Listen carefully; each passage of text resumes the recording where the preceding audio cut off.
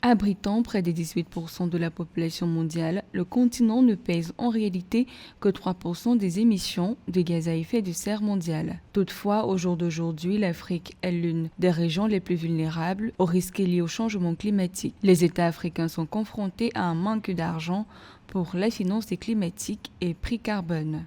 Selon Climate Policy Initiative, l'Afrique aura besoin de 2800 milliards de dollars entre 2020 et 2030 pour atteindre ses objectifs de lutte contre le changement climatique.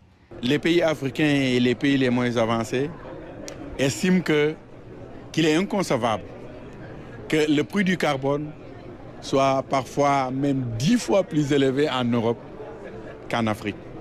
Et ça, les pays africains vont se battre pour qu'il y ait un prix plancher pour le carbone. Qu'on nous dise que minimum le carbone doit coûter par exemple 40 $ la tonne.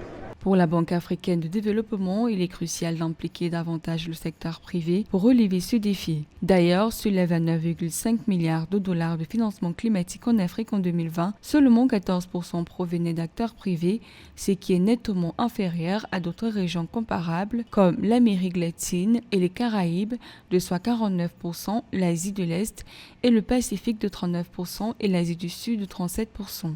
Évidemment, la question du financement est fondamentale et bien sûr, comme vous l'avez dit, il s'agit justement de tractation. Qui va financer qui? Quel est le rôle des pays émergents, des pays développés et également des organisations internationales du secteur privé? Parce qu'il y a même une imposition aujourd'hui à laquelle appellent certains pays pour les plus riches pour justement contribuer au financement de la lutte contre les aléas climatiques. Pour résoudre le souci de financement dans la lutte contre le changement climatique, l'Afrique est à l'avant-garde des solutions fondées sur la nature grâce à des initiatives telles que l'initiative pour la restauration des paysages forestiers africains, la Grande Muraille verte et la Grande Muraille bleue. Toutefois, les flux financiers annuels pour le climat en Afrique ne s'élèvent qu'à 30 milliards de dollars. Notre continent est peu responsable des émissions des gaz à effet de serre. En tant que ministre de l'Environnement et du Développement durable de la République de Guinée, j'ai mis l'accent sur une question stratégique pour notre continent et particulièrement au niveau de l'Afrique de l'Ouest, qui est celle de la préservation du massif du Fouta Djallon.